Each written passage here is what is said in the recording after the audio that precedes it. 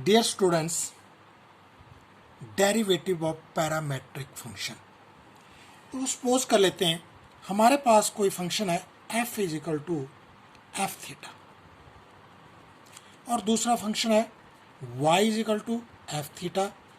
इस तरह के फंक्शंस को एफ थीटा और y theta, y is equal to f theta, इस तरह के फंक्शंस को हम क्या बोल देते हैं? Parametric function. और थीटा जो है यहाँ पर एक पैरामीटर है। और इस तरह का फंक्शनों का डिफरेंशिएशन करने के लिए मोस्टली हम क्या करते हैं? D y by d x निकालते हैं। इसके लिए क्या करेंगे? हम पहले इस फंक्शन का डेरिवेटिव निकालेंगे with respect to theta d y by d theta.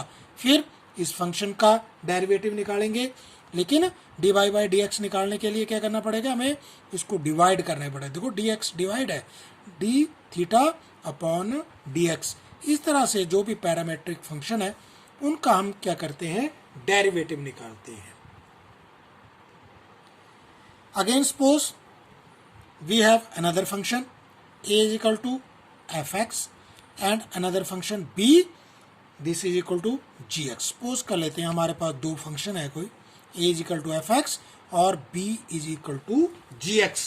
तो इनका डेरिवेटिव निकालने के लिए dA अपॉन dB, देखो ये किसके बराबर आएगा? dA upon dx multiply by dx upon dB। देखो कि दो फंक्शन थे हमारे पास, इनका derivative d a upon d b, d a upon d x.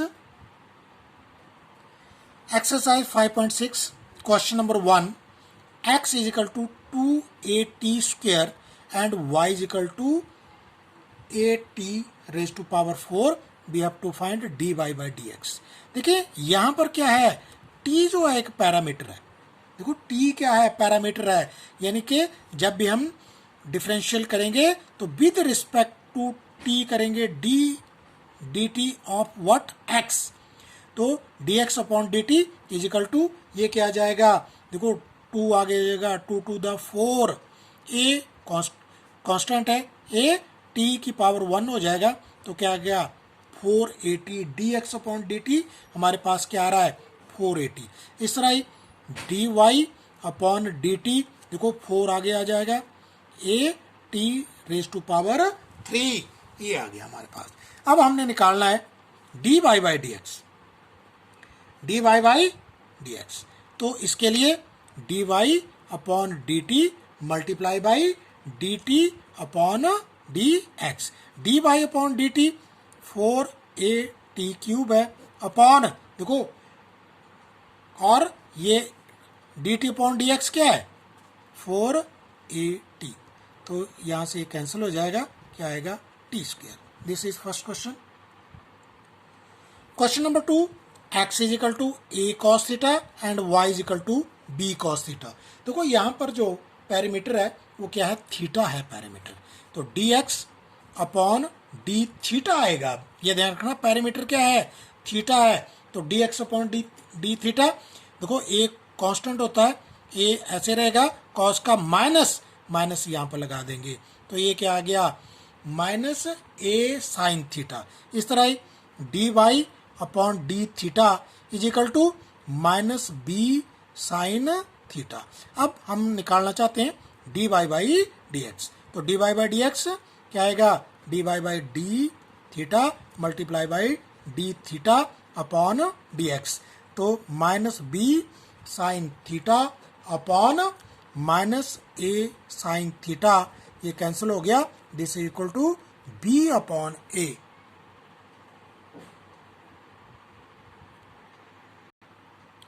देखिए स्टूडेंट, क्वेश्चन नंबर 3 है x is equal to sine t and y is equal to cos 2t। D y by d x हमने निकालना है।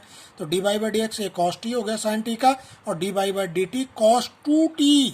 इसको ध्यान रखना है, minus sign 2t into 2t का दोबारा डिफरेंशियल करेंगे तो यहाँ पर 2 आ जाएगा, minus 2 sine 2t।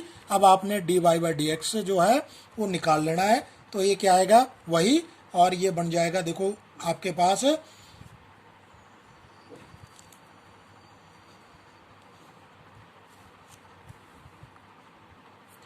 This is equal to d y by d x, देखो d y by d t multiply by d t upon d x, तो minus 2 sine 2t upon cos t.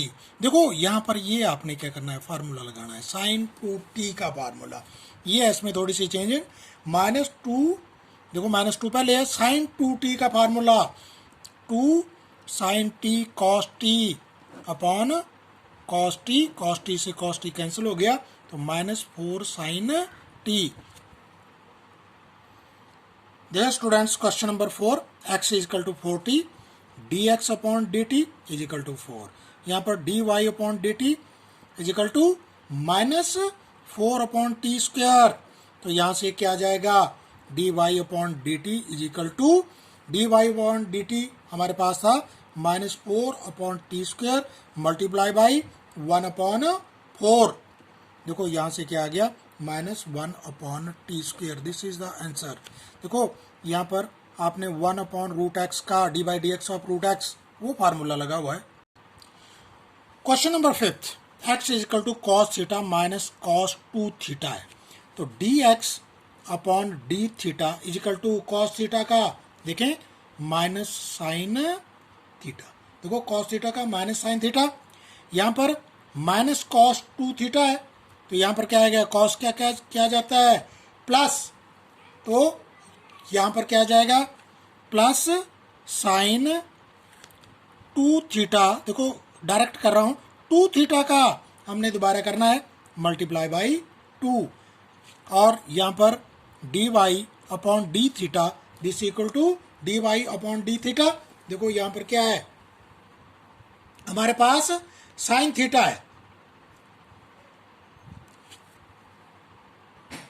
देखो d y by d theta sine theta का क्या हो जाता है cos theta minus, देखो sine 2 theta है, साइन 2 थीटा का कॉस 2 थीटा मल्टीप्लाई बाई 2, देखो ये यहाँ से हम निकाल लेंगे d y by d x is equal to, देखिए यहाँ पर cos theta minus 2 cos 2 theta upon, देखो नीचे आ जाएगा, इस टर्म को पहले लिख लेते हैं 2 sine 2 theta minus sine theta, देखो कुछ भी कॉमन यहाँ, this is the solution. Students question number 6, x is equal to a theta minus sine theta, तो d x upon d theta, देखो ए कॉमन, ए कांस्टेंट है, यहाँ पर theta का विद रिस्पेक्ट टू थीटा कर रहे हैं 1 आएगा, और साइन थीटा का क्या जाएगा कॉस थीटा माइनस है साइन थीटा कॉस थीटा, यहाँ पर अब y दिया हुआ है आपके पास d y upon d theta, देखो यहाँ पर क्या आ रहा है, ये यहाँ पर a कॉमन है, एक का 0 हो जाता है, कॉस थीटा का माइनस साइन थीटा होता है, तो क्या करेंगे, चलो लिख लेते हैं माइनस साइन थीटा, तो ये क्या बन गया माइनस ए साइन थीटा, तो यहाँ से d y by d x this is equal to minus a, देखो लिख लेना आपने theta upon a into 1 minus cos theta.